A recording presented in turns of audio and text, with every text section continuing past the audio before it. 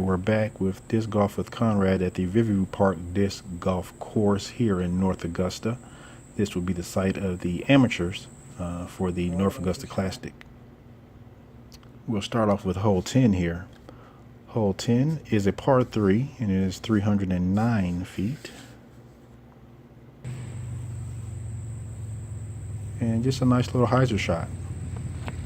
I'll throw my Thunderbird there. And from all we know, that looked perfect, being that we've never played the course before. This is our first time around. Felix follows up. I don't know what he threw, but he takes the nice same hydro line as me. And we both think, hey, we're sitting pretty.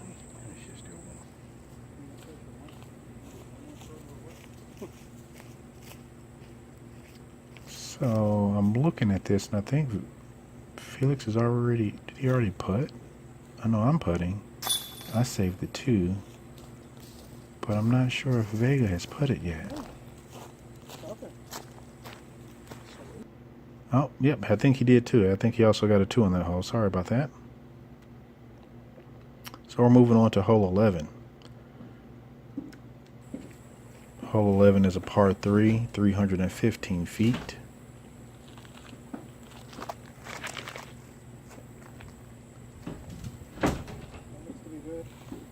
And this goes out and takes a nice little slow turn to the right. I went with the forehand there thinking that was a better play, but on another practice shot I ended up parking the basket with a backhand. Nope, that was a forehand too, but it was just with a more stable disc. And there goes backhand there. Right here. So catch a little that makes sense. Bit of the rough early. Throws a nice shot out, and that's a great look for a putt. I also caught the edge here just a little bit. And looks like I'm just going to have to do something just to get out and have a decent look at a putt as well.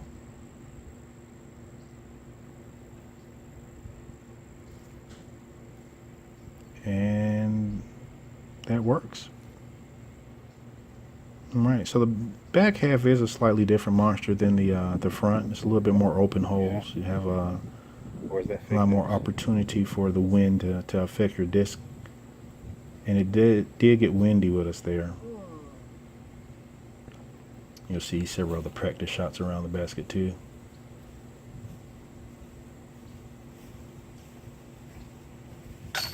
All right, able to tap that out for a par.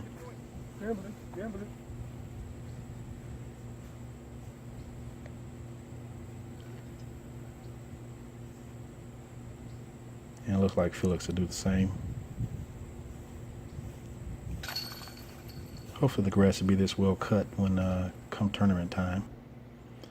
All right, moving on to hole 12 is a par 3, 369 feet. When I step on the tee pad, I'm like, oh great, this is time to grip it and rip it. Get something down there. Not being totally mindful of the pin position and what could get in your way. I think on one of our practice shots, Felix hit the power line. The poles really don't get in play, but the basket is, yeah, walking away. I don't know what that was. Walking away, not knowing what I just threw. The basket, oh, that's a nice line there from Felix.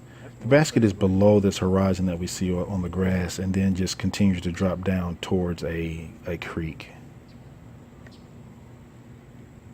So yeah, that's a steep drop off right behind the basket. So that right there was a nice layup just before.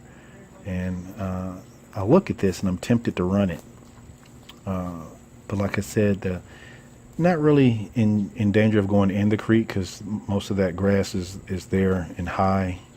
But I still lay up just in front of the basket so I don't have to worry about the slope at all and having a severe uphill putt. All right. Yeah, the video doesn't quite do that downslope justice. But something can easily bang off the cage and run down that hill into the rough behind it. But all right, so Felix was able to get that par. And I will step up and have my stab at it too.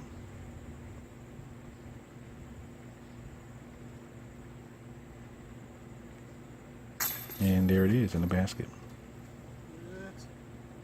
Still one of the funner holes out here once you actually know what you're contending with around the green. Definitely play that one just a little bit different. All right, moving on to hole 13. It is a par 3, 192 feet. And this pin position, it is on the hill as far as the green. But you also have this hill that you're continuing with off the tee. You see there's obviously two routes. I'll take the hyzer route. Again, not knowing what is out there, looked like a good throw to me. So I say, I don't know how it ended.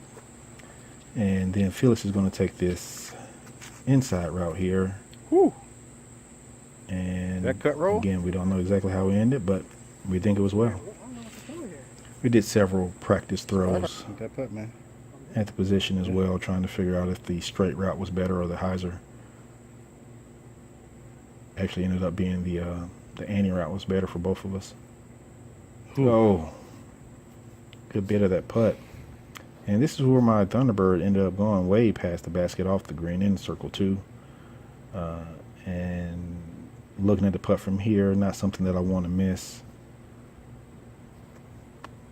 And go back down the hill, so I didn't give it a full throw there.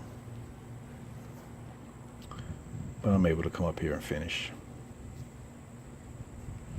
Now, I don't know if that cone is there in the grass as a aiming point or indicator or what it's there for, but you can see it from the tee. And if you can, picture it from the tee, its position to the basket, it may help you with your alignment a little bit. All right, we're moving on to the next hole, which is 14, which is the other par 4 on the course. It's 507 feet.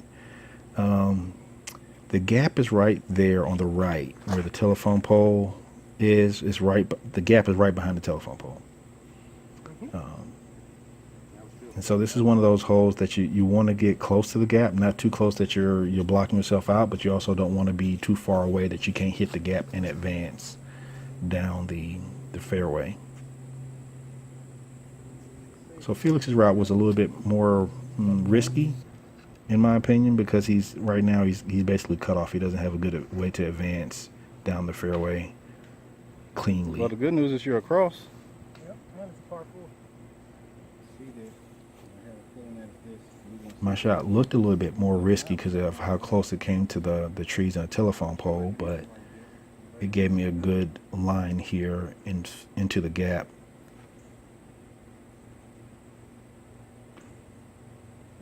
But my sidewinder did not do what I expected it to. There's a par 4. So here Felix goes. Oh, okay. The forehand here. Come on, dude. He gets down there. Breaks a little bit further to the right than he probably wanted it, but it is down there. Creek right behind the basket. This is where my sidewinder ended up. Really thought it was going to hook over to the left a little bit. And that was just really a half go at it. That tree was right in the way of a really good run.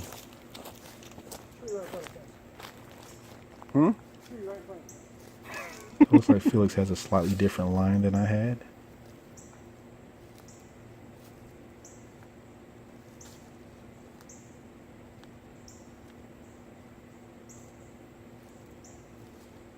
And whoa, look at there, rings it up. Nice par save. Good putt. That's well outside circle 1, circle 2 putt there, and it just went straight in. That was great. What was that chicken wing? You have to thank Big Germ for that. And I also say Gavin. All right, moving on to 15 is a par 3, 290 feet. You'll look at it from the tee box here, and there's clearly two paths. Well, not clearly two paths, but two possibilities. I go out the right with a overstable driver. I think that was probably my Thunderbird. Trying to work over because the basket is right behind these bushes that are in the trees that are in the middle of the screen here, in the middle of the fairway. So if you go out the left side, you definitely wanted to finish to the right. Going out the right side, you needed to go over to the left so you can have a decent look. Yeah. We were actually thrilled that we were actually able to get outside. Only if you make it, though. Both of those gaps are rather If you don't make it, we're going to have problems. intimidating. We'll see if Vega can finish this off for a bird. Oh, and almost just got behind problems. it. Just behind it. All right, so mine finished way, well, not away, but it finished further to the left than I would have liked. Oh, and that too finished further to the left than I would have liked. Yeah, you did it. So I hit the weak side and it fell out. Felix is going to go ahead and turbo that putt in. All right. I will walk up to my putt and finish for the par. Not a bad score to take, but just, any chain out is a little frustrating. Just a little bit. Yeah. All right. So now we're going to move on to hole 16, which is a par 3, 309 feet. And probably this and 18 are probably just two of the wide open holes. I think we actually emptied our bag here playing on this one. I think my first shot is going to be with a rock 3. And it lands in line with the basket. Just didn't give it enough juice to get the whole 309 up there. Vega goes with a turnover shot here, and again finishes in line, but just not quite. I don't think we're in the circle. Oh, yeah, we are. We're right at the circle's edge.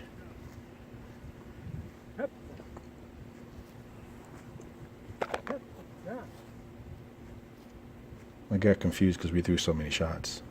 Threw rollers. Tried a thumber, even though I know I can't get it there. And I'm not sure what that putt was. I think he's just getting tired at this point. I'm losing a little bit of focus. We did drive 2 hours out here to play this, and we actually played Fort Gordon before we came here. So this isn't a fresh round for us. Go. I had a nice airball miss there too, and then tap in for the par. Now I'll come and do the same with a handful of discs that we were throwing.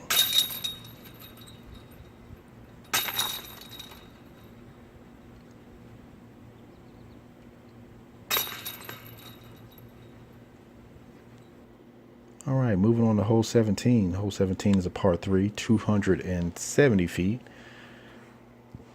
You can look at it two ways here. It's a straight shot, really no hyzer line, or oh, what a bad kick. I threw my pure, which is my throwing putter, and it just got a terrible kick off of a tree.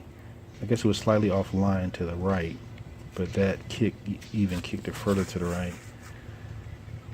Vega pulls out some driver, nice control driver that he gets up there and just finishes to the left a little bit, and that's just like a perfectly safe shot.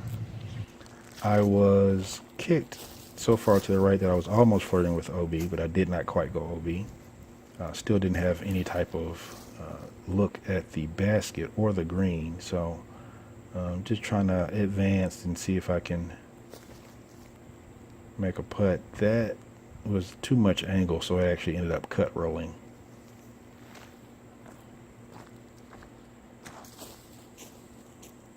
So we still haven't got to Vega yet. I think this is going to be my putt. Yeah. And it was a run, not a really great run at it, but decent approach to be able to tap out and finish. Vega's going for the 2 here. And bam, he gets it. All right. So I think we'll have much better rounds when we play this round fresh. Even if we play this round, twice in one day, it's still quite a difference between playing Fort Gordon, Navy Marine, the longer, more difficult course, and then stuffing ourselves at a buffet and then coming here to play. All right, so the last hole will be 18. It's a par 3, 312 feet, and it's a slight downhill, opposite of what 16 was. And you'll see Vegas shot finish off way over to the left, closer to 16's tee pad. There is a little bit of wind out here. I decided just to take a straight approach with my Pure and throw it down there. And normally my Pure doesn't finish, but it had enough air, enough time with the heel and everything to actually finish over to the left. I think this probably was another instance that we threw most of our bag at it, just checking out different lines and different approaches with the wind. Although the wind may be in a total different situation when it comes to tournament play. And that just had to be an upshot. I don't think that was an actual run at a putt. If it's so that he just ran out of gas. We intended on playing another course on this trip, but after playing Gordon and then this, we call that a day. All right. Let's help him focus on this putt. All right, so that wraps up the back 9 here at Riverview in North Augusta. Again, the site of the AM side of the North Agusta Classic this year, 2018. If you're ever out here, come and play. You can't say I wasn't a good Special guy. appreciation goes to Maybe I was. U-Disc, helping me find new courses, either at home or on a trip. Can we say disc golf vacay? You'll need help navigating those courses, pre-planning a round, or finding the next hole. Stats that are good enough for the PDGA Pro Tour and for the average Joes like us.